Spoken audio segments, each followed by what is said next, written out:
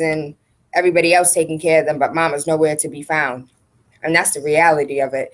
The Wire actor invests in $20 million project to bring jobs to Baltimore. You guys remember actor Wendell Pierce? He was the Waiting to Exhale. He was the weird one that did that little dance. That's how I will always remember him. I promise you. He's best known for his role as a detective Bunk and Moreland on The Wire. I will forever remember him in Waiting to Exhale. But he has invested in a $20 million apartment complex in the arts of the District of Baltimore. He announced during a panel discussion at Columbia University on Saturday. The actor, 49 years old, told Fusion it's the beginning of a jobs program he intends to expand to other parts of the city. A portion of the apartments in the building will be offered to Baltimore artists at a discounted rate, Pierce said. Artists living in the building will also have the opportunity to feature their artwork in the building's galleries, and Baltimore residents will make up a portion of the construction team hired for the apartment project. If this man ain't doing something big, I don't know who is. Please, can Mr. Window, can you please come to Boston? Because we have all these apartments going up and nobody can afford them. We need you. We need you. He said, somebody on Periscope said he's the Akon of USA. Better know something. Nearly 200 people are now infected with HIV in a tiny Indiana town as heroin epidemic continues to cripple the state. I can't tell you how many people hit me up this weekend like, my state is considering making heroin injections and having legal sites where people can come and do heroin supervised. I'm like, Boston been doing that. We have little towns and safe havens and everywhere else, and people are mad. Like, where's the crack? Where's the crack help? Everybody who went to jail for crack, and that's a soapbox I'm not going to stand on. I will not. There are 30 confirmed cases last February that jumped to 55 last March. New figures show that the town is still struggling to combat the crisis. Needle-transmitted diseases have swept Indiana in the past year. Again, nearly 200 people have been diagnosed with HIV in Austin, Indiana, as heroin epidemic continues to cripple that small town. Now, despite the measures brought in by the CDC to distribute clean syringes to addicts, that figure has climbed up to 190 in a town of just 4,000 inhabitants. 4,000. That's crazy. Somebody said they have nothing to do except for drugs. That's not an excuse, baby. Texas teacher arrested after being caught on film repeatedly hitting a student. Mary A. Hastings was filmed swiping papers off a student's desk, then slapping the high schooler around his head 5 times. The 63-year-old geometry teacher was put on leave on Ozen High School. She has also been arrested for a misdemeanor count of assault. And the thing that is most disturbing about this photo is that the students in the classroom are laughing. So what does that make me think? First and foremost, my parents tell me stories about how they used to get beat in school. For crying out loud, Anari Nasari's father went to a Catholic school. He's not that much older than me. I think he's like 36, 37. He might be about 40. No, I'm just joking. But he used to get beat in Catholic school. There's nothing wrong with a whooping. There is absolutely nothing wrong with a whooping. And as an after-school daycare provider, once upon a time, I believe some of these children need to be beat. As a person who has children at my house on a regular basis, some of these children need to be beat. Do I agree that the teacher was beating him without permission? Absolutely not. I do not think that was the greatest thing for her to do. Now she's on leave. She's going to lose a job. People going to complain because she's a white lady. That's a black boy. But I don't care about color. Some of these children need their behinds whooped. Anari and Asari's teachers have full access.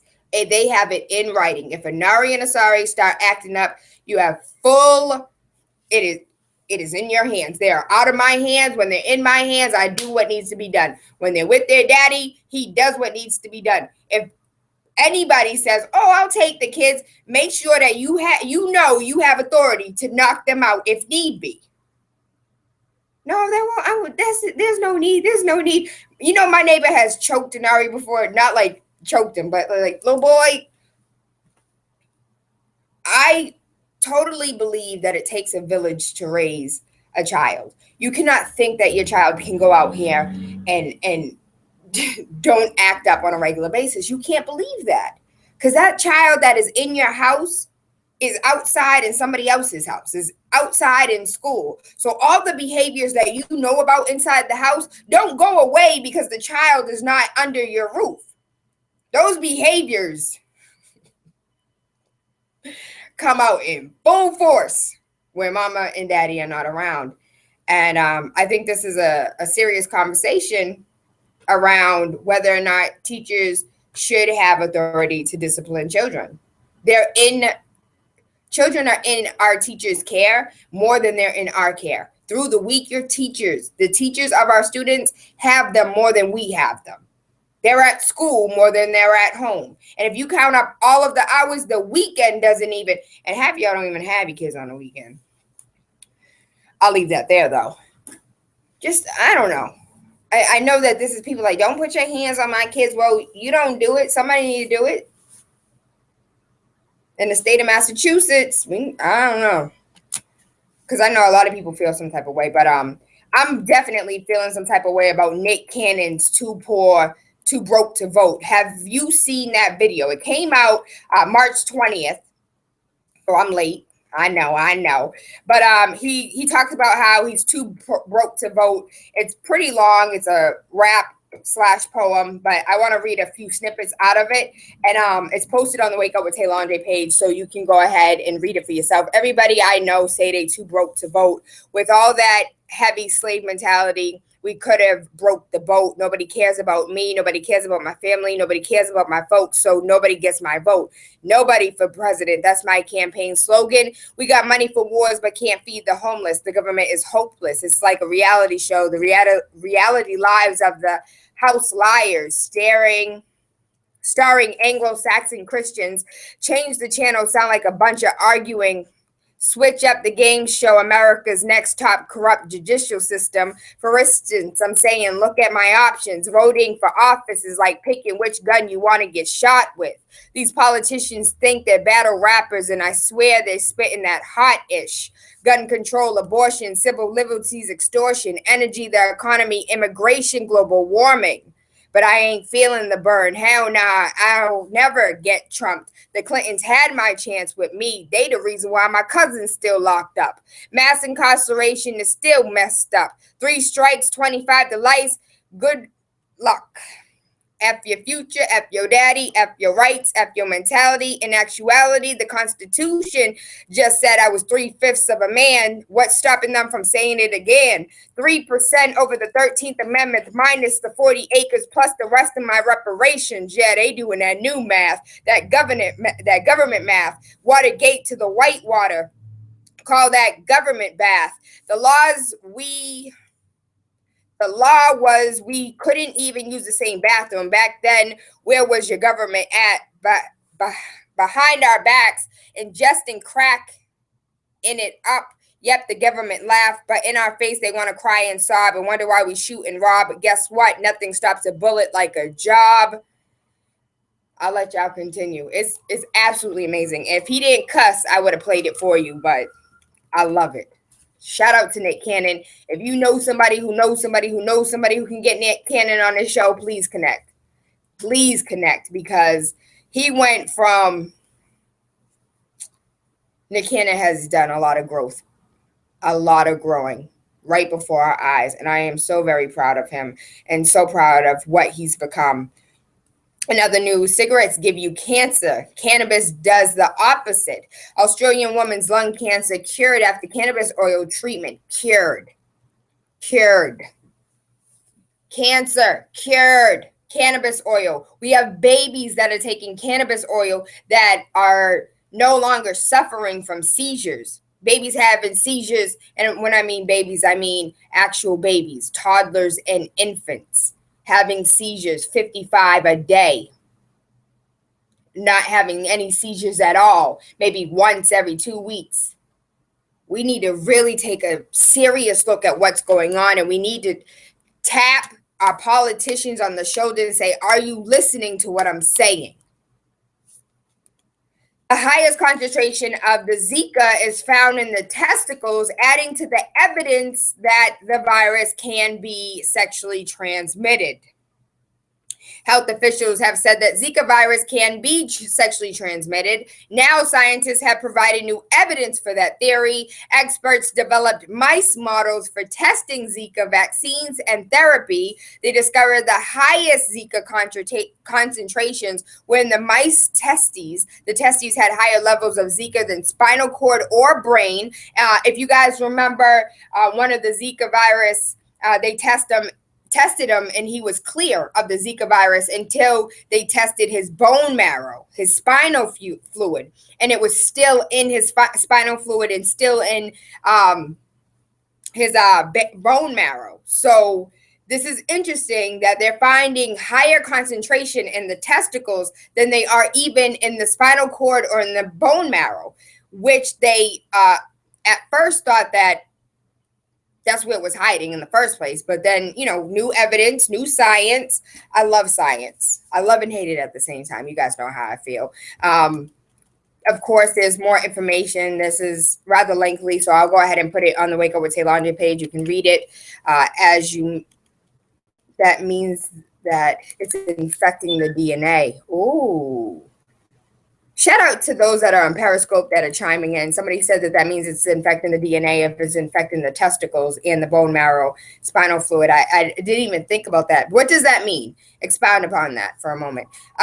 New York valedictorian is celebrating her acceptance to all 8 Ivy League schools. All 8 Ivy. Go on, baby. Go on.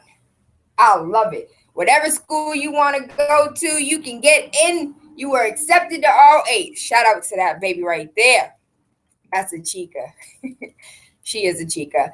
I am not going to try and butcher her last name. Augusta Uwamazunani. I'll pretend that's her last name. A high school student from the Long Island, New York, has a big decision to make soon. The Elmont High School valedictorian has been accepted to all 8 Ivy League schools. Schools in the Ivy League are Brown University, Columbia University, Cornell University, Dartmouth College, Harvard University, Princeton University, and the University of Pennsylvania and Yale. She hasn't chosen which one she may go to, but she said, even though I was born here in America, I visited Nigeria many times, and I've seen that my cousins don't have the same opportunities that I have. So definitely, whatever I do, I want to make sure that it has an impact on Nigeria. Love it. Good Rising Caller, you're live. Good morning, Tayla. How are you? I'm super fantastic. How are you?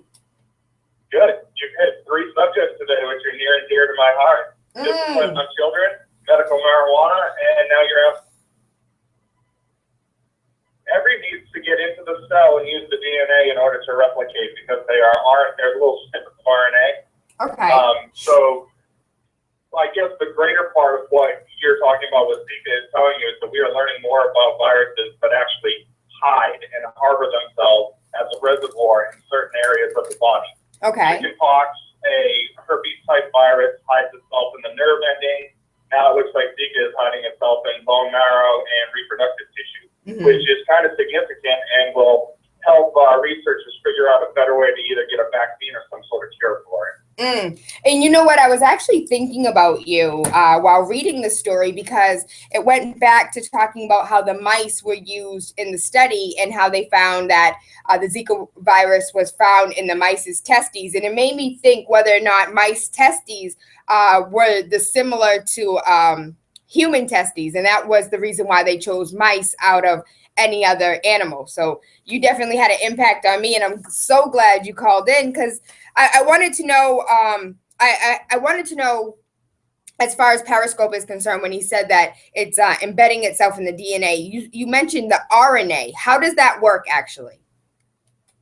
Well, RNA is like half of your DNA. If you think of the DNA as a double helix, it looks like a ladder that's twisted. RNA is only half of that, so you only get half the story, and you need that part to connect with the And that's what viruses do, is that they will come in and they will use the cell as a production factory in order to reproduce itself, and then it goes off and it infects the next cell and the next cell and so on. That's scary. Thank you for breaking that down for me. But that is absolutely scary. Like explain it like I'm five type of situation. I mean, it is a little more involved, and there are other parts of the cell that do get involved with the production, but that's a real base level of how they invade the cell, and then they use the cell to continually replicate. One of the things that I wanted to go ahead and say, since you mentioned how they came across using mice, they probably started off with mice because they're fairly inexpensive. They breed every 21 days. You can produce hundreds of thousands of them in a short period of time, in which to what you're looking for when you're doing scientific studies is you want to boost what's called the N, or the numbers of cohorts that are in the study. The more you have, the tighter the data gets, and the less dirty and ambiguous when you go and look at the results, the less dirty and ambiguous they are. I don't think you understand how much I appreciate you as a listener and as a caller. Thank you so much for what you add to the show. You are so welcome. I'm glad that I can help. Like I said on your page, I learn something new from you every day, so I appreciate the interaction. I love and appreciate you. Hope you have an awesome day today. You too, Tayla. Have a great one. All right. Big City 101.3 FM, waking up with Tayla Andre, Monday through Friday, 5 a.m. to 7. Tourists in Japan will now be able to pay for goods with their fingerprints as country prepares to trial innovative. Listen. This is scary, okay? I don't believe everything in the Bible, but when they talk about the mark of the beast, that was the one thing that stuck. That's the one thing that stays. That's the one thing I think of every time people are like, oh, let's put a chip in the kids. Let's put a chip in the dog. Do you know, I have an auntie that has had dogs my entire life. Do you know her dogs have had chips in them for years? And I'm thinking, I don't know what I was thinking. Years. When I mean like 10 years, her dogs have always had chips, because they were always free dogs running away, getting caught by the dog catcher. So she's always had a chip in them. Japan is about the fingerprint. You can pay for your food through a fingerprint. You can pay for your gas through a fingerprint. This is scary.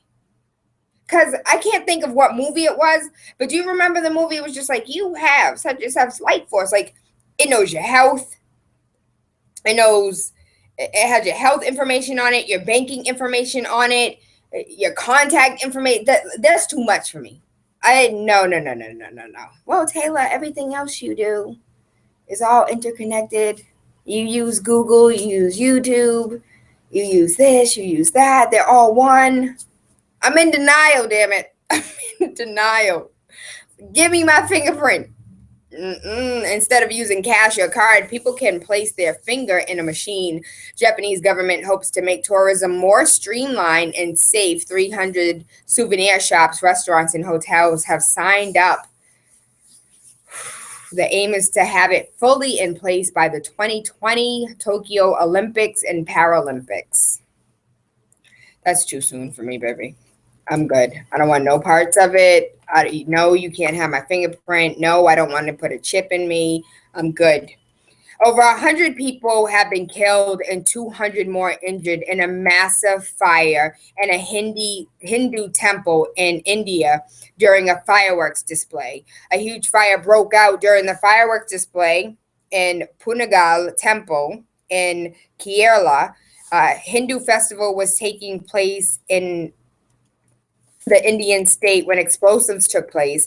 It believes that the fireworks may have landed in a storage area filled with firecrackers. Local officials say around 102 people have died, with more than 200 others injured. Please pray. You know, everybody wants to change up their flag and their status when other things took place. So, you know, just pray for India. Pray for over 102 people that have died and the 200 people that are injured.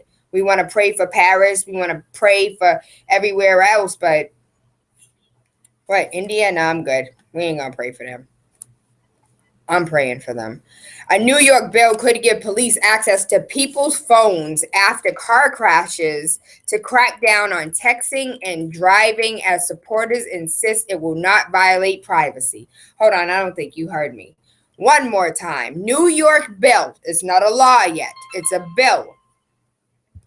Says that they want to have access to people's phones after a car crash to crack down on texting and driving, as supporters insist it will not violate privacy. You being in my phone violates my privacy. I don't want my kids in my phone. If I had a husband, I wouldn't want him in my phone. I don't want you in my phone. That does violate my privacy. Well, Tayla, if you were texting and driving, at least we'd know. I told you it was a slippery slope when they cracked open that San Bernardino shooter's phone. Now everybody's going to want to have access to your phone for all types of reasons. Of course they're going to have supporters. I'm trying to tell you, if you go back to September 11th, 2001, when everybody was up in arms and scared, and we were like, listen, we need all types of security measures. You can't get through security without being sexually assaulted today. And I think it's really nasty that you have to take your shoes off, and they don't really clean those mats. Every 100 people still, I don't know what kind of fungus you have on your feet. It is what it is. A new bill named Evans Law is meant to crack down on distracted driving. The Israeli firm Celebrite is developing technology to allow authorities to check whether a driver was using the phone at the time of the crash. Supporters say that the textilizer will not reveal actual contents of the phones.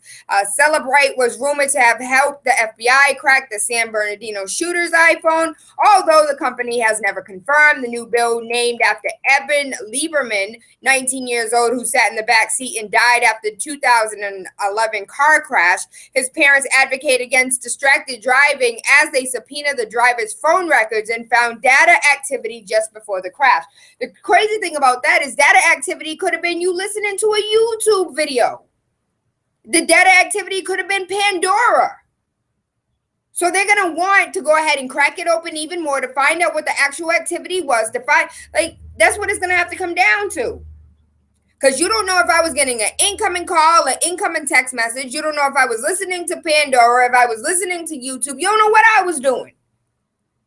So, yes, they're going to need more information. Yes, they're going to need detailed information. I think that violates privacy. A lot of people probably do not, probably don't care. I like my rights. I remember going into an airport and watching somebody actually take off in the plane and then walk out and leaving. Now you got to stand at the curb and wave. And that's it. If you have any questions, please give us a call, 617-282-0062. Again, that number is 617-282-0062. We have an awesome guest calling in today.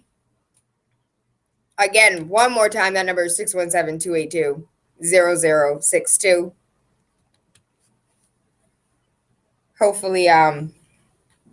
Hopefully we got the number out to our special guest.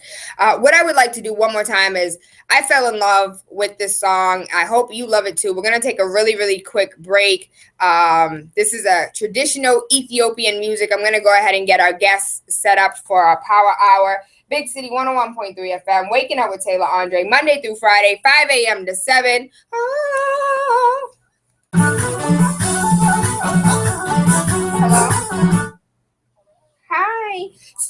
Hi, Marsha. Can you give us a call? So this is my my cell number. This is my direct line.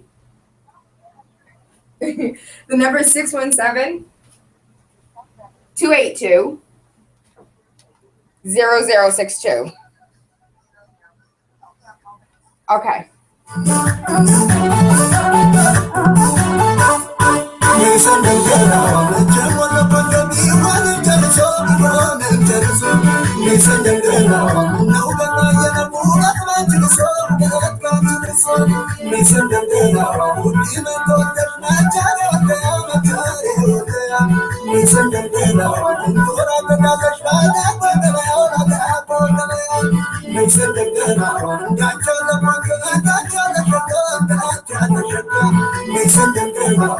Taylor, what the heck do you have us listening to? What is this? I've never heard this before. It sounds like Riverdance music. At least that's what Asaria said. That is Abisha Ethiopian music. That is traditional Ethiopian music. I love it. They do like this thing with their shoulders. Da-da-da. I can't do it. Hey, I love to sing, even though I'm not a singer. I want to give a shout out before we get into Power Hour to our sponsors, Coleman G. Howard, Truth, Love, and Compassion. I'm currently wearing a shirt from Coleman. It says, "It feels better when we heal together than when we heal alone." And as you know, the purpose of this show is for us to heal, is for us to grow, is for us to learn. Coleman G. Howard, I want to thank you. I love you and appreciate you for all that you do, not only for the Wake Up with Taylor Andre show, but also for the communities. Every community that you step in is a blessing, or is blessed after you leave. Also, I want to give a shout out to faithsnaturalbeauty.com. Let me tell you, the only deodorant that is used in my house is Faith's Natural Deodorant. She has, it's in a tub. It doesn't come in a stick. It comes in a tub, so you can use it. A lot of women need some deodorant, like something under their breast, in between their thighs, of course, under your arms. It smells great. It feels great. And if you have ever had deodorant on your hands and then accidentally licked your hands, it's not weird. It doesn't have that sticky feeling. Like after you rub it into your arms or under your breast or on your thighs or however you rub your deodorant, you can actually rub it into your hands and it doesn't have that weird, dry, sticky feeling. I love everything. If Faith made air, I would buy it. If Faith made water, I would buy it. Every single one of her products is all natural, made in her kitchen, made right here in Boston, Massachusetts. And I love it. Shout out to Faith. Faith Natural Beauty Products, faithnaturals.com, deodorant, hair growth. If you have curly hair, she has this amazing hair butter. You guys have to try all the products. Of course, the websites are on the Wake Up with Taylor Andre page, as well as the website. I love you. I appreciate you. Thank you, Faith Naturals. Thank you, Coleman G. Howard. We have a very special guest. I read her story a week ago, maybe 2 weeks ago, about Marsha Barnes, the personal finance expert, the woman who drives around in a bus. Remember, she said the hardest thing for her opening this business was learning how to drive a bus, but she drives around in her bus, the Finance Bar, the first educational personal finance hub on wheels. She's also a visionary behind the Finance Bar Members Club and Expense Manager mobile app. I'm trying to tell you, my girl got it going on. I would like to introduce to you this rising Marsha Barnes. Good rising, baby. How are you? Super fantastic. How you doing? I'm great on this Monday morning. I know, motivational Monday. So, you know, when it comes to personal finance, Marsha, I'm just going to be transparent. My uncle and I were having a conversation yesterday, and he was talking about how he feels like he made grave mistakes in his life. You know, he's currently in his 40s, and he's like, you know, I should have done things differently. I should have, you know, it might be too late for me. And I was thinking, like, it can't be too late. It can't, because how many of us in our communities weren't thinking in our youth? We were too busy buying Jordans and chains and, you know, taking trips. We weren't thinking about the future, buying homes and, you know, putting money where we could build equity. So for those that feel like it's too late, what options do they really have? Well, I want to say, like you mentioned about your uncle, if he's in his 40s, and anyone, quite honestly, even if they're younger or older, is when you know, like if you can, you know, verbalize that, I feel like I've waited too late, or I feel like I should do things differently. That's your red flag to say, okay, now let me change whatever I should have done. So that just means take time to put yourself first, because the reality of it is that many of us are closer to retirement than we think, because when it comes to how much money it would really take for us to live on retirement, people would be shocked, because for many of us, it's in the millions.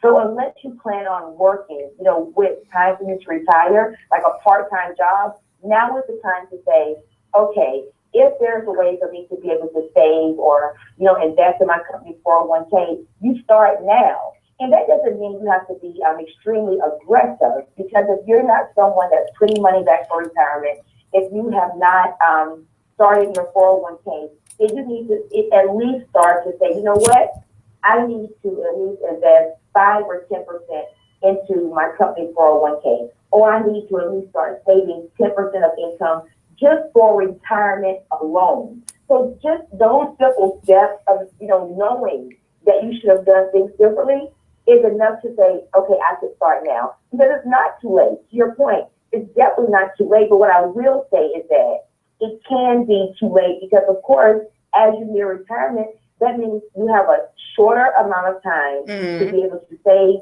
and invest into any retirement account. So if you're 40, your time is shorter than someone that's maybe 21 years old. If you're in your 50s, your time is much shorter than someone in your 40s. So it's really just simply starting right now, just starting to put back money, or like I mentioned, most employers have some sort of plan, like a 401k or a 401b or something like that for you to start in. Just start today, because when you know better, you do better. It's really You must be listening to the show, because that's one of my favorite phrases. When you know better, you do better. That's one of Nana's sayings right there, baby. Okay, let's say, for instance, I've never saved it. Marsha, I ain't saved a dime in my life. I don't know what it looked like to save. If it's in my pocket, it needs to go somewhere else.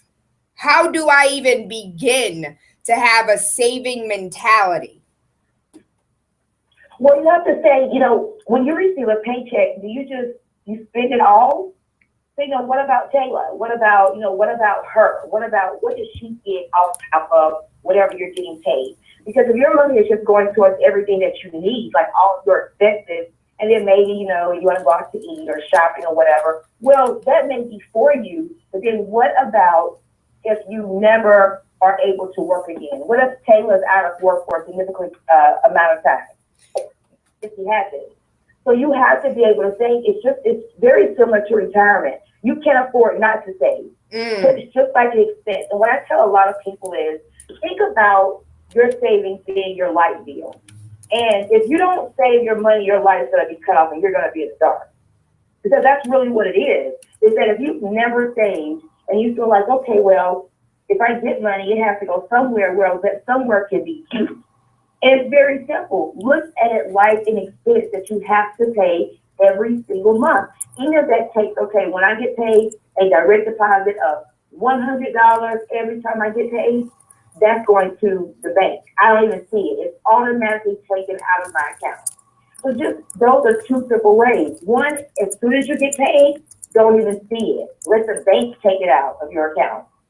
And then number two, think of it like your light bill, is that if you don't save your money, your lights are going to get cut off, because that's just how important it is. Hey, you guys have any questions? When you know better, you do better. You can't just go through life thinking that everything will happen as we want it to happen, because we all know that emergencies come up. And you have to have an umbrella when it rains, right? So an emergency is just to say, what happens when an emergency comes up? Do you borrow money to take care of it? Do you go to somebody else and ask them to lend you the money? Or what does that strategy look like? Savings is there for a reason, for those reasons exactly. So you have to be cognizant of thinking that when it comes to saving, you have to have the mentality of being just as aggressive as you would with, as we mentioned. What does she think about what? Post that again. Your savings account outweighs those by a great percentage. So it's just knowing that you don't have an option. Oh, okay. You have to save money. So we have a question. We're currently live on YouTube. We're currently live on Periscope. If you have any questions, give us a call, 617-282-0062. One of the questions on Periscope that just came in is, what do you think about a SUSU or a social savings club? It's similar what a SUSU is. Yeah, so I think that social savings clubs are great because what it does for you, Taylor, is it puts you with a group of people that want to be accountable to their savings. So I think it's a great idea because anytime that you have a group of people that are on a similar journey, any other questions? Then that just helps you stay motivated. It helps you stay accountable because that means that you have this circle of people, again, that are on the very same journey. They're going to ask you about your goals. Okay, Taylor, how much have you saved? Marsha, how much have you saved? What are you bringing to the club? So I think it's a great idea. And honestly, I think it's one of the best ideas if you're someone that's a starter saver and you're not really accustomed to doing that because you need that accountability more than you need anything because you're going to need people to keep you motivated and on that journey. Because right now, Taylor, what we're in April now, at the beginning of the year in December, everyone is, I want to do better when it comes to my finances. But when April comes, this is the time of year that all of those goals go away because it's starting to warm up. It's going to get, let's keep it financial. So you forget about those goals. And then we'll bring those questions to loop in at the end. Helpful because it lends you a support system and a sense of accountability. So what about those that, because from what I understand, a social savings club, all right, so I lived in Birmingham, Alabama for 5 years, and a social savings club, they have parties like once a month. So what exactly, for those that want to participate in social savings or a SUSU, what exactly are the steps to have a successful social savings club? What do we collectively put our money, what do we collectively use our money for? Well, I think, it just depends. I think when you want to start something like a social savings club, it's important to know what is the goal of the club. What is the goal of the group? So some people save for like Christmas. Some social savings clubs should save for retirement. So number one, it just depends on what the goals are, and they do meet. I don't know if you would necessarily call it a party, but they do meet. Some people meet like every 2 weeks, or they may meet monthly. But it's important to know, number one, what are the goals? So in order to start a club, it's not that you have to seek out something that's already started in your community. This could just be something that you start with your girlfriends or your guy friends, just as a group. But number one, I think that something else that's important to remember is that when you start a club, it can't just be like a meeting of the minds. It has to be that you have certain people in charge of certain things. Like someone to say, let's implement what is our goal. So if it's Christmas time, we're in April. Okay, we have maybe, what is it, about 9 months, 19 or 12, about 9 months before the holidays get to us. How much are we going to save each month individually? And then that's how a social savings club begins. So number one, seek out people that want to join the club that may be on a similar journey. Number two, identify what your goals are. Number three, figure out how much money each of you are going to include or provide in a club every single month. And then also schedule time for a payout. So when it's time to pay out the money for everyone, that's important. And also to choose a bank that everyone in the group can be satisfied with. And then at the end of the year, what you're going to do is just simply divvy out the money. But I would say the most important part of that, Tayla, is when you start a club to that capacity is to make sure that you choose a committee that everyone trusts in. But it's definitely a great idea. All right, so we have a few more questions that came in through Periscope and Facebook, but we're going to take this caller that's calling in, 617-282-0062. If you have any question for Marsha Barnes, I read her story 2 weeks ago about the finance bar. She was on a bus teaching people about personal finance. If you have any questions about your personal finance, your retirement, your savings, your lack of savings, 617-282-0062. Good Rising Caller, you're live. I got 2 questions. Hello? You're live. We can hear you. Yes, I got 1 question. My first question is the tune-in's not working. Taylor, I don't know what's going on, but I got a question for the finance. I had a old 401k for my old job, which I decided to go to a different type of job. But every time I'm trying to transfer the money, they don't want me to transfer it. They say that, well, they'll start the process and then send you a letter saying that it's better to leave my money where it is. what could I do to take this to the next step? Because I've been trying to do that for over 3 years now. It's like the company just don't want to give my money back. They just want to keep it. Not keep it, just they want to put it in an investment. You know, they'll stop the process and everything when they need to send you the check. Instead of them sending me the check, they just send you a love letter saying that, well, it's the money here, there. Yeah, that is. You're right. And I don't know what to do. It's just that, you know, what should I take? Which next step I should take? Yes. So you have a 401k from your old job. What do you want to do with it? Do you want to roll it over to a new employer? Do you want to take it and put it in an IRA, or do you just want to get the money yourself and use it however you want to use it? No, I wanted to put it in an IRA, but the thing is, they don't want to do anything about that. They just say that sleep it there, and then they'll collect interest at, when I turn 65, I can take that money. But I think if I put it in an IRA, that's more, in the long run, it's going to be better for me. So right, well, that's correct. Yeah, so my suggestion is that even though they want to keep it, it's your money. They don't have an option just to keep your money because it belongs to you. Now, it's different if they're saying, we're not going to give it to you, or we just want to keep it and we're telling you why we want to keep it so it can grow over time. So my suggestion to you is that sometimes you have to be very aggressive, because what you have to understand is that it's also a benefit to them for you to keep your money with them. So you have to just simply say that I want to take my money out. I want to transfer it over to an IRA. That's the end of the discussion when it comes to that. Because they're going to do what's in the best of their interest. While they may be trying to help you, they're also trying to help themselves. So you just have to go into the conversation, not even open to the idea of those money staying with them. That you want them, transfer them over to an IRA, and then you identify how you want that to grow over time without their help. So that discussion is very simple. It's just not open for discussion. You want your money and you want to see how they can transfer it out and give it to you. Now, it's another story if they're saying that we're not going to give it to you, and here's why we can't give it to you. But the conversation is just simply, we don't want you to take it out. Here's why. We're gonna grow it for you. If that's not what you really want to do, just be willing to just say that I want to take my money out and I need to transfer it over, and give them a date of when you need to have that done. So you don't have any more back and forth. So if it's next week Monday, by this time next week Monday, I want to have that money out of that account. So tell me what you need for me to get it to me. Bam. Option just to keep your money. Those monies are something you invested in that came out of your paycheck. It belongs to you. It's my money and I want it now. That's what you need to tell them. That's what I heard.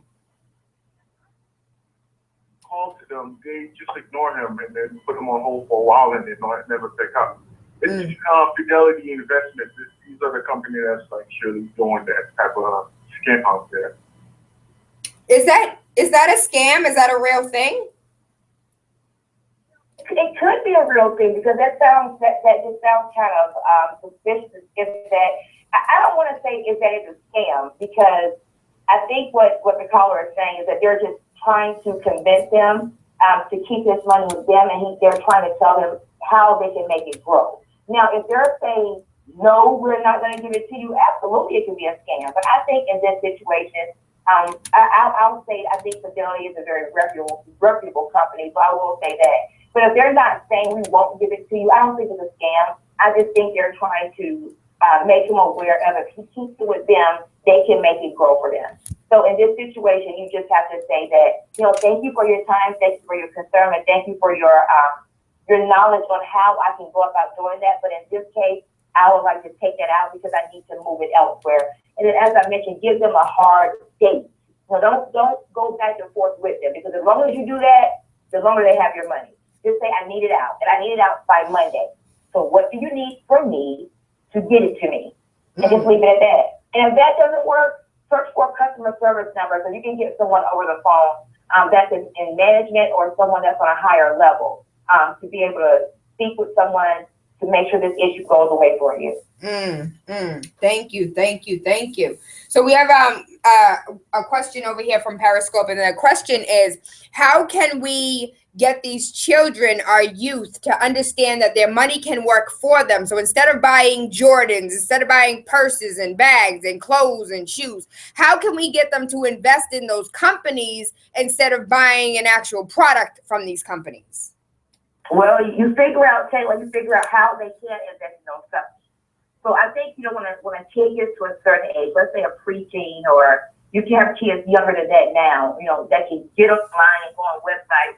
If they simply Google in, how do I buy stock in Nike?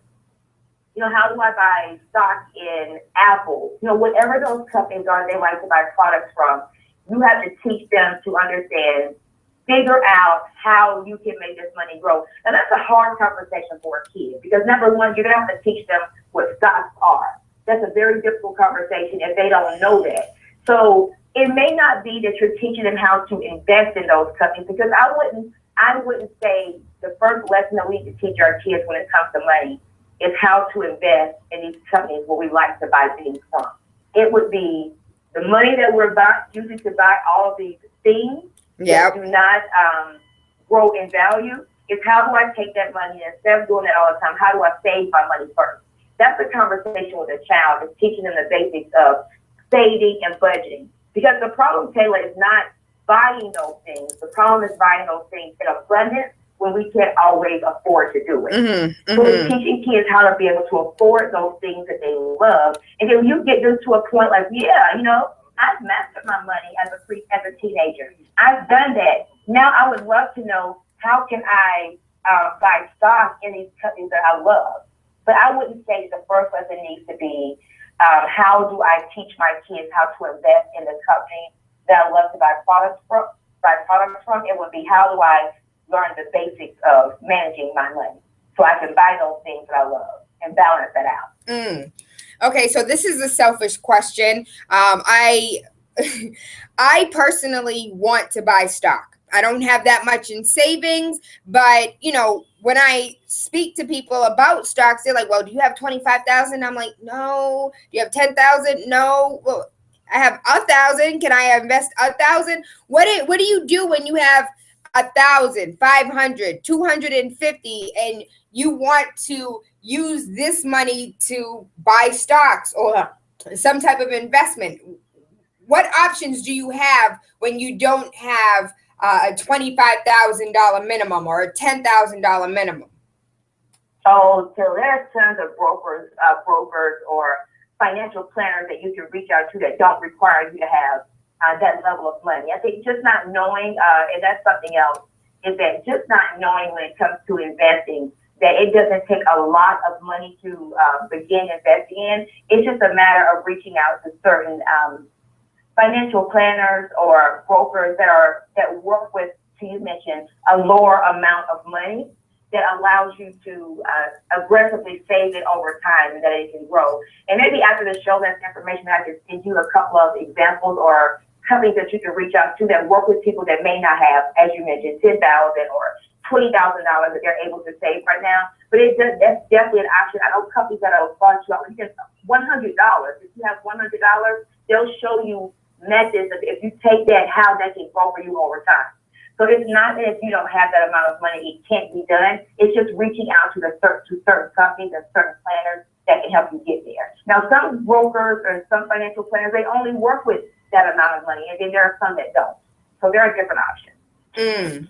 So another question that we have, we do this anonymous thing where people that don't want to call in can just sit here and send messages on Facebook. We have a question about group economics and the gentrification that's taking place across the United States of America.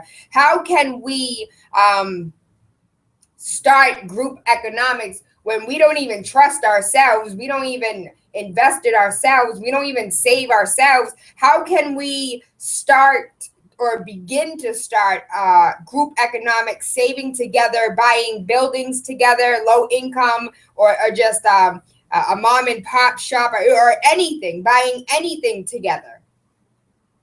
So back to what you just mentioned, Tayla, is that sometimes you can get very excited about doing things as a group. And I think that group economics is a great thing. But here's what I think is important to be mindful of, is that if you are part of something to the sort of a group economics, and again, it's part of a group, and you're trying to buy something, as you mentioned, it could be a building, it could be a warehouse, or where you can maybe have several businesses inside of it. What happens when something happens to you individually? If you're not someone, as you mentioned, you don't save, you don't budget, you may not do well with your credit, what happens in that situation? So while I think it's a great idea, group economics, just like I think that investing is a great idea, what's important to remember is that all of those are a risk. It's all a risk to take. And if you can just take a step back for a moment to say that, yeah, this is a great idea, and it can make a lot of money over a period of time. If you have no savings for yourself, what happens when something happens to you? Mm-hmm. So that's just something to be mindful of. And I'm not saying that it's not, again, not a great idea, or I'm not saying that it shouldn't be done. What I'm saying is that to be smart and wise about everything that you do, because first and foremost, you have to be taken care of. You have to take care of yourself, and you have to make sure that you take care of your family. And you have to have a savings account, Tayla. So then after you have a savings account, Tayla, then let's look into, okay, where else can I put my money? Oh, group economics. I want to go in with a group of people or friends to purchase this building, and now we can make it grow. It's almost like an investment, right? Mm-hmm. It's an investment that you can have over time. But I'll take a personal story. For me personally, I have to make sure that I'm taken care of first, and my family is. And then next is, what else can I grow in to help me, help my family grow long term? But if you're someone that you don't save, as you mentioned, how are you able to save to invest into group economics? So that's my only concern when it comes to something like that, is that if you don't have a mentality to save, how then are you able to save and invest into something else, and not to do that for yourself first? You have to. You have to come up the top first, and then seek ways to invest and, purchase buildings that can be assets. But you have to have a savings account yourself first. Mm-hmm. That's just logical. And things aren't always logical thinking. And I get that. But if something happens to me, if I can't go and grab money from a pot somewhere or a bank, that makes me uncomfortable. And I think that it should make most Americans uncomfortable. Because again, life happens. Great idea, but just like an investment, it's a risk that you have to be willing to take. Mm-hmm. I hope that helps a bit. Absolutely. 617-282-0062. What questions do you have? We're currently on the line with the Finance Bar. Marsha Barnes is a personal finance expert and the founder of the Finance Bar, the first educational personal finance hub on wheels. She is also the visionary behind the Finance Bar Members Club and Expense Manager mobile app. Really quickly, what is this Expense Manager mobile app? Yeah, so what you do, Tayla, it's a mobile app, and you just simply plug in your monthly net income. And what it does is once you key that number in, it will provide you with the number, the exact amount, and a percentage of how much you should be saving or how much you should be spending in each area. So it'll tell you based on your monthly net income around how much you should be paying for rent, mortgage, utilities, transportation, how much money you should be saving. So it gives you a little breakdown of that, so you have a guide. I like to call it a budget on your phone, because that's really what it really is. It just gives you a guideline to follow. So if you make a certain amount and you feel like you pay out a car payment of $500 per month, you really should be only paying out $275. It'll tell you that. It's a very simple guide. All you have to do is put in your monthly net income. It's not going to ask for email address, personal information, nothing. You key that number in, it's going to shoot those amounts out for you. Finger snap. Thank you, baby. Thank you. I think everybody needs that app. So it's the Expense Manager mobile app. How much does it cost to download? It's free. Hold on, what? Totally free. Expense Manager mobile app. Look for it in your Play Store. Download it, baby. We got another call on the line, 617-282-0062. Good Rising, caller, you live. Hey, Good Rising. Does she recommend cashing out? Say you have a pension plan, and say you left one job and you started at another one. Does she recommend cashing out the pension plan? I'll take my answer off the air. Thank you. Yes, sir. Thank you. Love and appreciate you. Hope you have an awesome day today. I think when it comes to pension plans, it just depends. Again, depends on your situation. Some people cash out pension plans if they left a job and they want to pay off a level of debt. So if you're in retirement and you thought you want to pay off consumer debt, I think that cashing a pension plan out into a lump sum would be a great idea. Now, if you're someone and you feel that, well, I don't have debt to pay off, and I have a really great savings account, and I've boosted that for years now. Sure, cash it out. If not, if you're someone that you want to get into investing, I would say take that money, cash it out, and then invest in. So it can just go both ways. I think that personally, it depends on your lifestyle and where you are on your financial journey. As I mentioned, if you are nearing retirement, in a couple of years, and you have consumer debt, take it to pay off consumer debt. If there's no debt involved, you can take it and possibly invest it. If you feel like you have, investing saved up and that you're great in that area, take it and do whatever you want to do with it. It just totally depends on where you are in your life. So it's not a yes or no. Should you cash it out, yes or no? It depends on where you are in your life at this period. Thank you. We have another call on the line, 617-282-0062. What finance questions do you have? Good Rising Caller, you're live. Good morning. How are you doing? Super fantastic. How are you? Doing great. I have a question. I've heard it was in good interest of your children to put them on a credit card early so they can build up their credit score. But how do you go to your credit company and do that? Because every time I see the credit card, it's only has one name on it.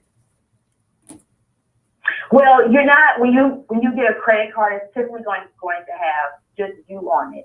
Now, you can put, depending on how old your child is, you can put them on there as a user, as being able to be a user, but you probably won't see their name on the actual credit card. Okay. If that makes some sort of sense. Mm-hmm. But something else that I would suggest is that instead of putting your child on your credit card, maybe teach them how to use their own credit card or get them a very small loan, like with a credit union or a bank. So instead of a credit card, I'll tell you just personally what we did with our son is that when he was of age to get his own credit and he had his own job and started to go to college, it was instead of getting a credit card, he went to a credit union and he went himself and he was able to get a personal loan. I think at the time it was like $500. And that's how he began to build up credit, because many banks or credit unions, they'll give someone that they may not have credit at all if they are a young adult or a teen, a starter loan. Now, that's going to, of course, be based on if they can pay that back. So they'll ask them, do you work? Yes. Where you work? Tell them that information. How much money do you make? And they'll give them all that information just as they would an adult, and they'll start them out with just a starter loan, a very small loan that they can pay back over a period of time to help them start to build up that credit. So I would suggest that over a credit card, because a credit card is just so easy to take it and swipe it. So when you get a loan from somewhere, it's okay. I have this loan. They've received all this paperwork from the bank and the credit union. They can look at it. You, as a parent, you can teach them what all that information means. And then they have to either go online to make their payments, go into the bank. So they're learning those healthy financial habits. Instead of just having a credit card, you swipe it, it looks so easy to do, and they start to get those credit card statements in the mail. And before you know it, that balance has increased. So if it's on you, you're going to have to pay it back, and for them, they're going to have to pay it back. But for young adults, I suggest getting something like a very small starter loan to start them out with building credit opposed to a credit card. And then let them move on from that. But let's probably start with a small loan first instead of a credit card. Absolutely. That great question.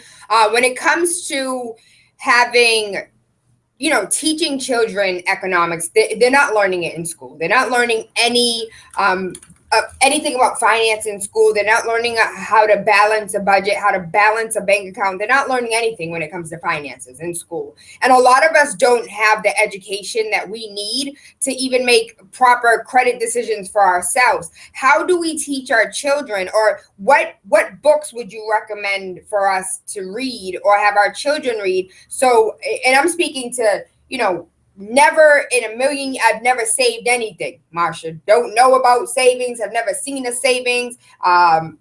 Don't know what to expect. Don't know what to do. I can't even save because, I robbed Peter to pay Paul and my rent lady want to kick me out. How do you save when you don't even have a budget?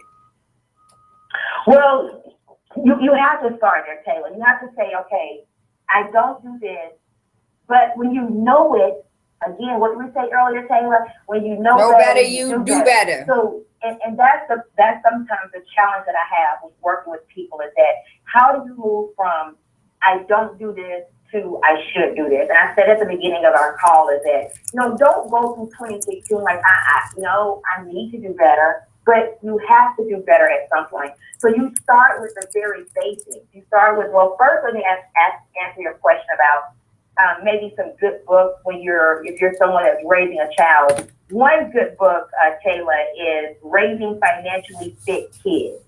Raising Financially Fit Kids. And what I love so much about this book is it starts from a very young age. I think it's maybe around 5 years old. And then it takes you all the way through different activities and lessons you can teach your children up until the age of like 19 or 20 years old. And again, it's called Financially Fit Kids. And then there's also another young lady, Samantha Porter. She's with Kids Count, and that's Kids, Kidz, Count. And she has an awesome membership club for kids that they can go on there and learn life lessons about entrepreneurship and saving money. So she has a really great membership for kids also. And then second question, Tayla, about if you're someone that you don't budget at all, is figure it out. So online, you can go to any, you go to a finance bar, and I put up budget templates on my blog.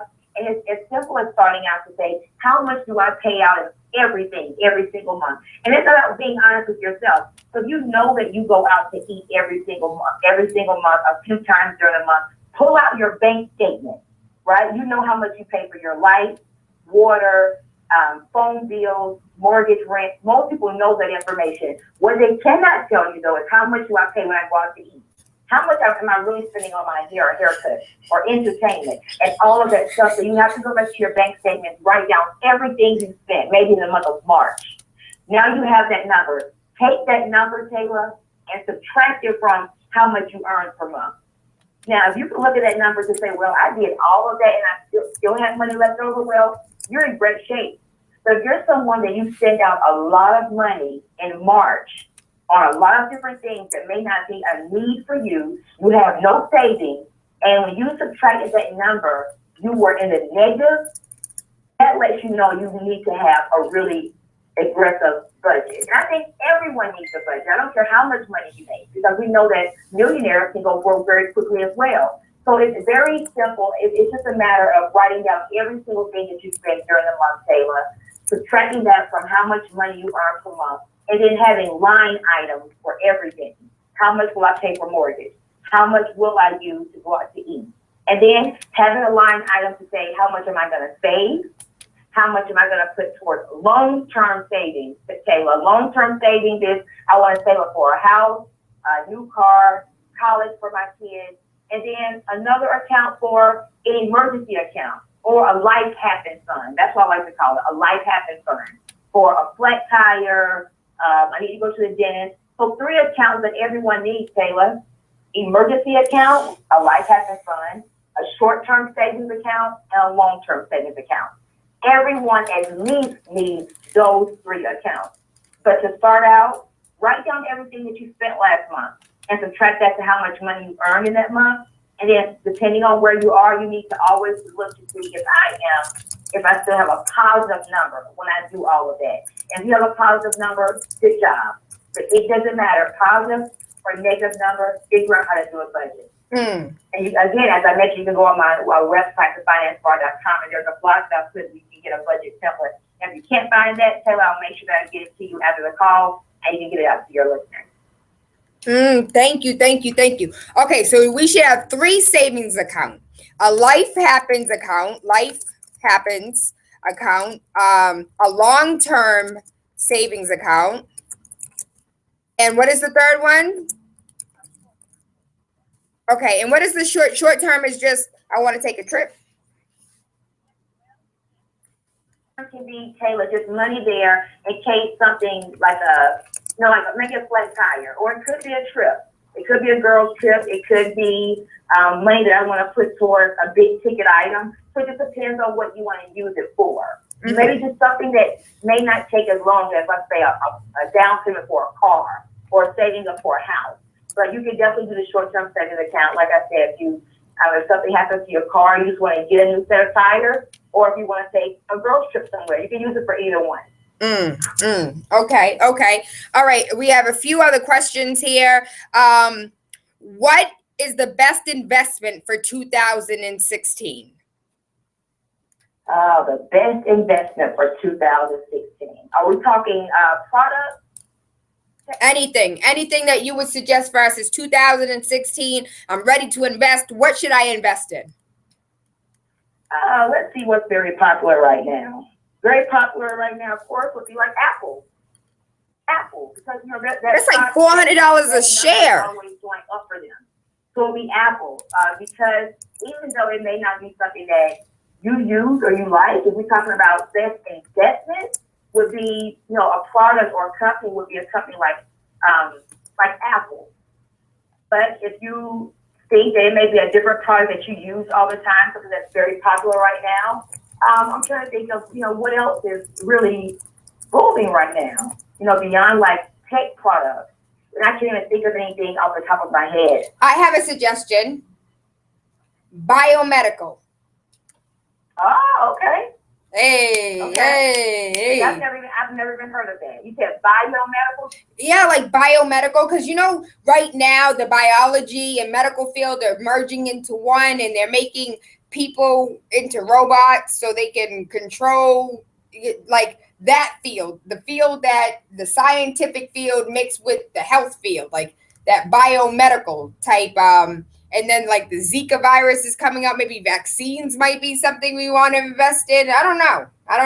But as far as the Apple shares, isn't Apple like $236 a share right now? You could buy like one share. It's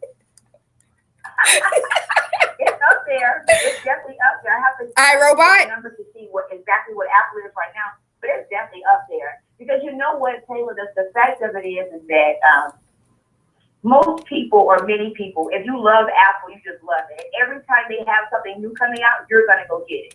So if it's your Apple phone, if it's an iPhone, it doesn't matter if something's wrong with your phone or not. If they get a new one, you're going to go get it. So it's what people are buying right now. It's what, for whatever reason, it's just whatever people are buying right now. And it's very, so if you're going to invest in something, make sure that it's something that those numbers aren't going down. That company's going up, that stock is going up. And that's where you want to, plant your money, because it can only work in your favor. If it's something that's not popular or something that someone's not buying right now, but you just happen to love it, well, that may not be a good investment, because you want to be able to grow from that, and to be able to get a great return on that. But if it's not something that is not popular, people are not buying, they're not really making a great profit for now, you just have a greater risk. Okay. So it just depends on, again, what you love, and what you think that everyone is buying or investing in, or what's growing at this moment. So as you mentioned biomedical, and I would have never thought of that in a million years, but you have a great point there, because that is where technology and science is going. Yeah, 1 point for Tayla, 1 point for Tayla. If only that meant into my savings, that would be the better option. We have some more questions here from Periscope, Facebook, TaylaAndre, if you want to remain anonymous, or give us a call. Phone lines are open, 617-282-0062. Selfish question. I'm interested in gold right now. Right now, gold is $1,300 for an ounce. It's $33 for a gram. And I'm interested in whether or not that is a smart investment, having bars of gold, the little baby bars. They're so cute. But is that a smart investment, investing in gold? Or would we be better off with stocks or CDs or mutual funds? Yeah, you'll be better off with stocks, CDs, and definitely mutual funds, because while gold can, make you money, who's buying gold right now? Like, is it something that people are really going out to buy gold and you can take it from? And I think that I would take that money and just maybe invest it into somewhere else, as you mentioned, stocks, funds, mutual funds, a savings account that's going to grow over time, a business for yourself. It's better with both. You're still a product. I would say if I'm going to take a risk, let me take a risk in a mutual fund or something that I know will grow over time instead of buying gold. Okay. Because that certainly was like, I'm going to buy gold. I'm going to be like the pimps and have a whole bunch of gold necklaces. A suitcase and walk around with it with a bunch of gold in it. I know. How do you make your money work for you? Because we hear this saying all the time, make your money work for you. But how do we actually make our money work for us when we are working so hard for our money? Well, it goes back to what we've been talking about during the call, Tayla, is making your money work for you is figuring out a way to make your money grow. That's really what that term means, is don't work for your money, make your money grow for you. So when we talk about things like, stocks, mutual funds, putting our money in savings accounts so we can earn interest from, that's how you make your money work for you. Because once you earn the money and you spend the money elsewhere, it's gone.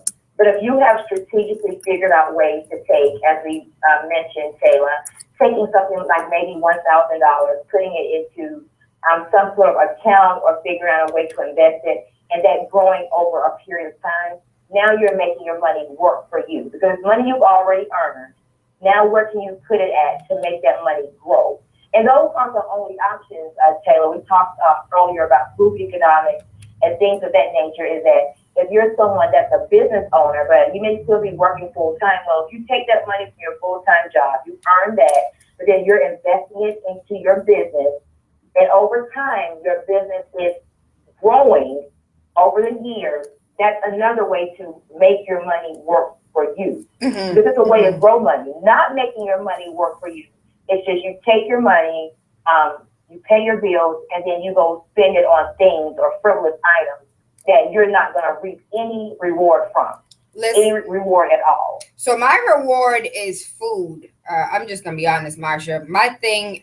Do you know how rich I would be if I did not spend money on food? Like, food is my vice. I like good food, restaurants, good meals, seafood. I like expensive things when it comes to my food. And if I didn't spend money on food, Marsha, I can't tell you how much money I would have. I probably would be a billionaire because my money would then work for me.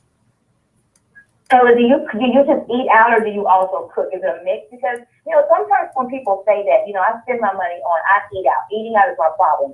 And I hear that a lot, Tayla, but it depends. It just depends on if you're someone that you eat out during the month, or do you eat out and you go and you buy groceries and then your groceries just get old, you got to throw them away. And that's where it becomes a problem. But if you're someone, if you're single, which I know a lot of single women, they're like, hey, I don't cook.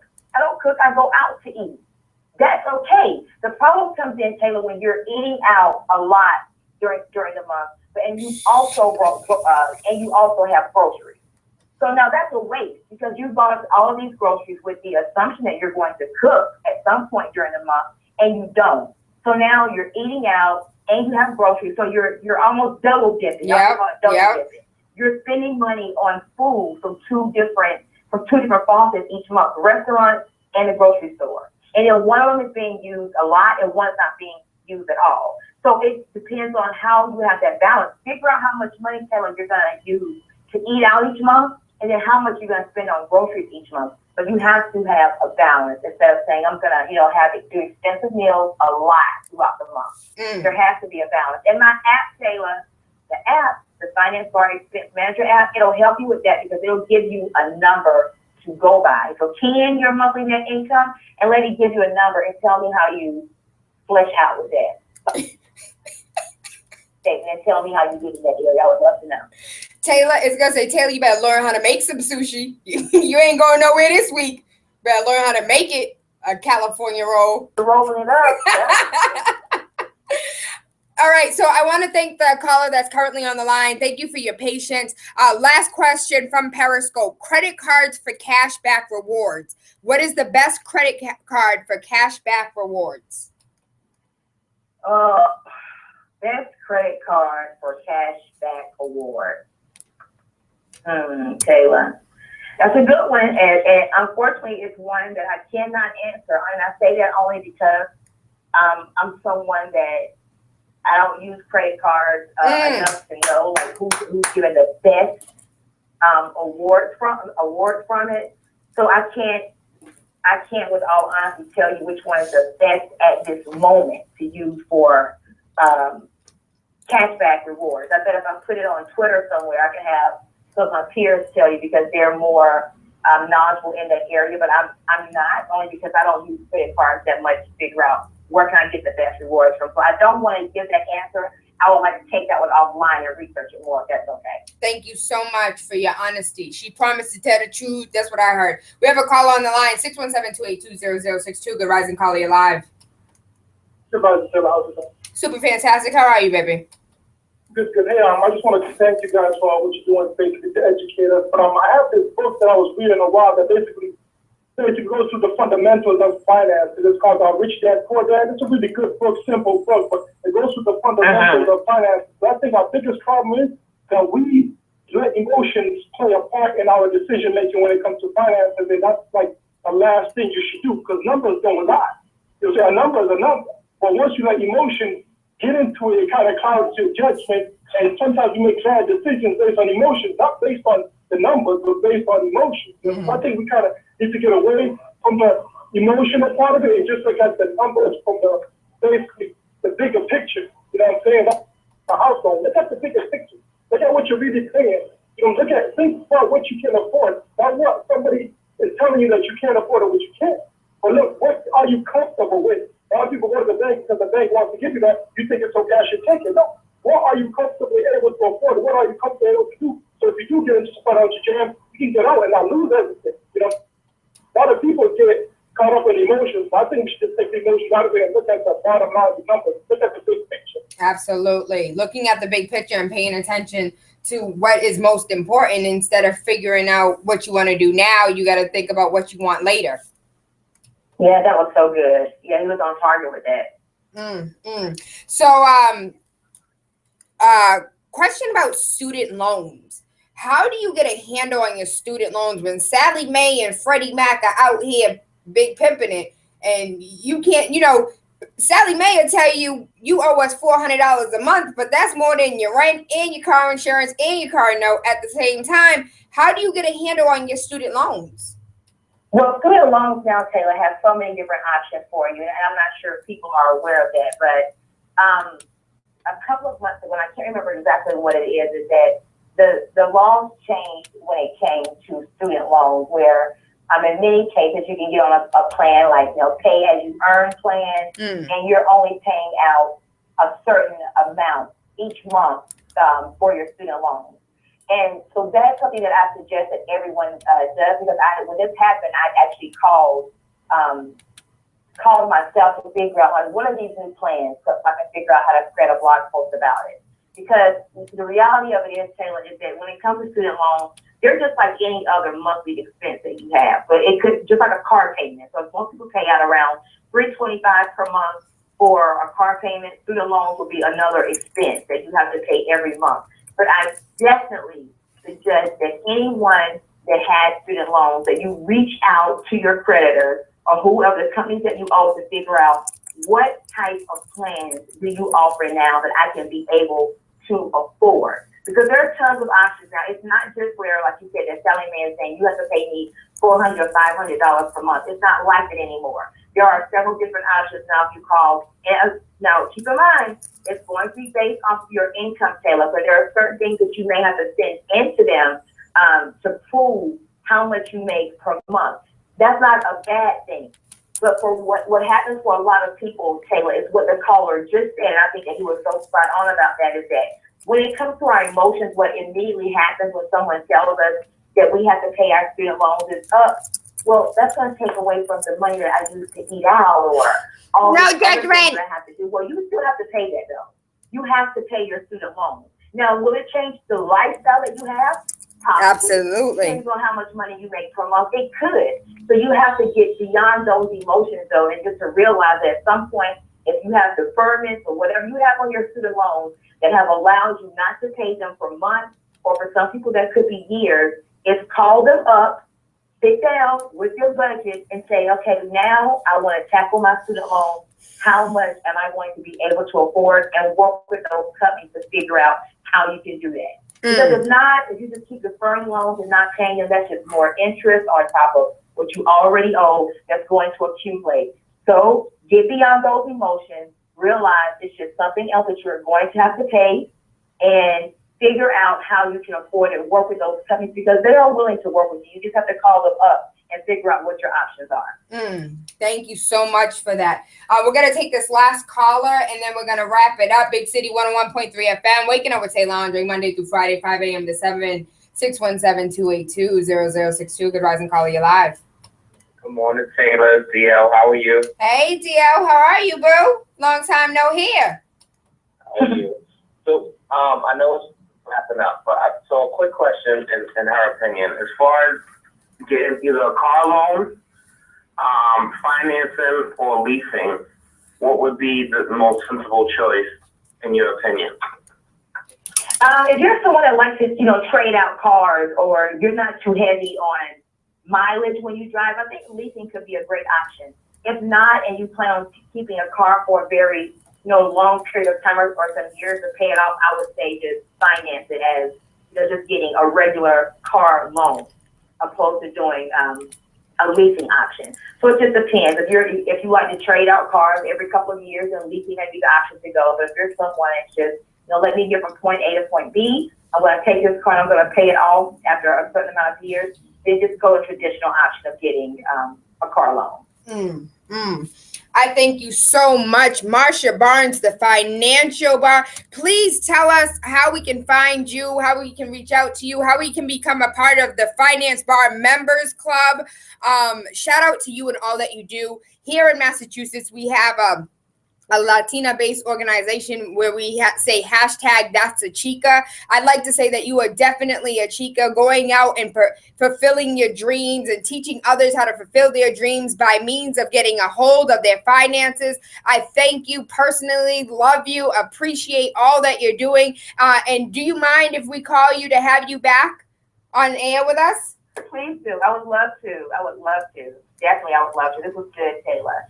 If anyone wants to reach me, the website is thefinancebar.com, all our social media, Instagram, Twitter, Facebook, The Finance Bar. And as I mentioned earlier, Tayla, because I think that a budget is so important for people. If anyone can't find it on my website or on the blog, let me know if somehow we can figure out how to get it out to your listeners, Tayla. And then as far as the members club go, if you just go to the members club tab on the website, you'll find all of the information about that to be able to connect. But definitely, I would love to come back.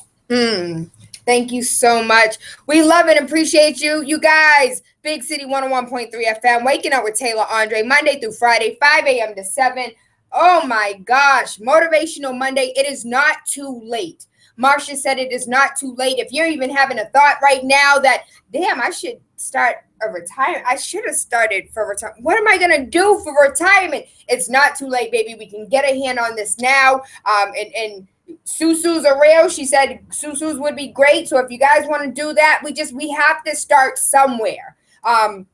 I want to give a huge shout out to our sponsors, Coleman G. Howard, Truth, Love, Compassion. I feel better when we heal together than when I heal alone. And that's all I'm trying to do with you guys, is for us to heal, for us to grow, for us to learn. Marsha said it best, and Nana always said it, when you know better, you do better. And I just wish for us to do just a little bit better. I love you. I appreciate you. Mwah. Oh, don't forget Faith's Natural. The deodorant, the hair products, the body lotions, the face wash. She has everything. If Faith sold air, I would buy it. If Faith sold water, I would buy it. Faith has everything you need, from shampoo, conditioner, curl activators. I use it. I sure do. My curls are a lot softer and a lot more defined, as well as her deodorant is my favorite. Lotions, creams, sensual oils, sexual oils. She has this rose petal that is amazing. It's a rose oil and it smells like heaven. I get the most compliments when I wear that oil, which is every day. Every day. And I am going to play that Ethiopian song for you one more time. Tayla, you can't sing. I know I can't, but I'm going to do it anyways. Mwah. Listen, make sure you wake up with Tayla Andre Monday through Friday, 5 to 7 a.m. on Big City 101.3 FM. Wake up with the Radio Rebel. Politics, news, conspiracies. Wake up your third eye with unorthodox conversations. We love this show.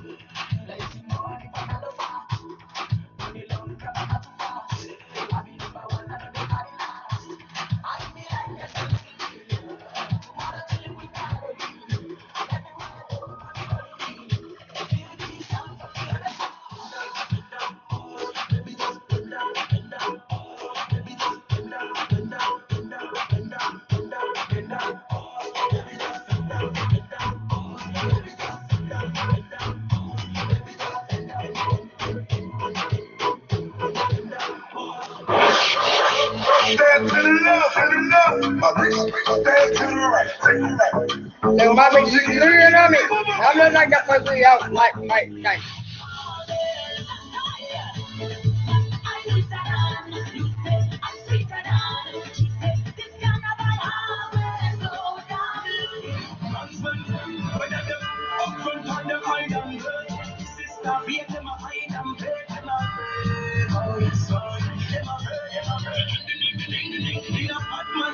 City Radio. 101.3 FM, Boston's number one. For good music, keep it up.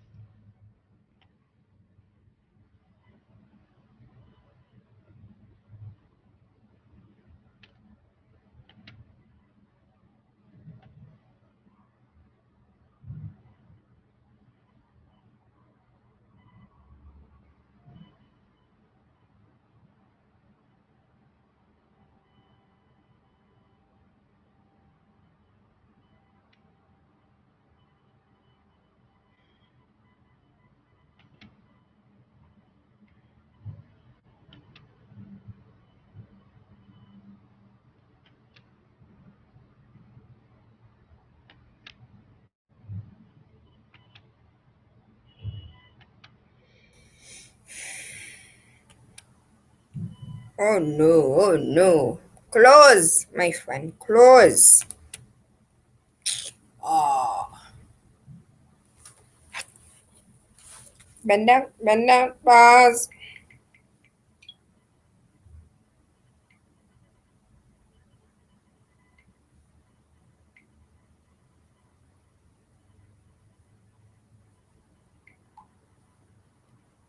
But not care about you not feeling good. Listen, boy, you leave on Thursday, you're gone Friday, and you still miss a day of school on Monday. Don't think for 5 seconds. I don't care how bad you feel. You better take your ass to school and get your lesson and let your teacher know that you're not going to be in school for those days. So you need your packet on Wednesday because you're not going to be in school on Thursday. Make sure you get all that homework done while you're in Africa with daddy. You understand me? Yes, ma'am?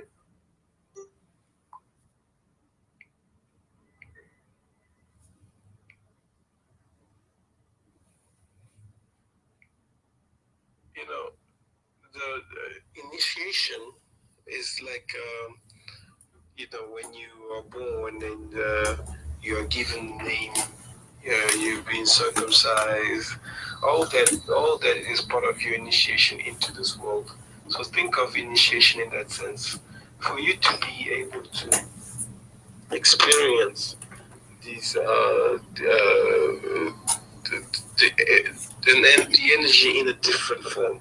You have to be initiated. You have to be open enough to allow the I am so sorry. I forget about y'all so often. So shout out to Coleman Howard. It feels better when we heal together than when I heal alone. I really want us to heal. I want us to grow. When you know better, you do better. And we first have to be in the know. So I feel as if, not facts, I feel as if I present the facts, then sooner or later we'll have all of the building blocks and all of the tools needed for us to heal together. Because me healed by myself means nothing if my people are still perishing for lack of knowledge. I will continue to do all I can do to make sure that we are in the know. I love you, I appreciate you, and I hope you have an amazing day. And now, pause. Y'all saw all that. Don't tell nobody.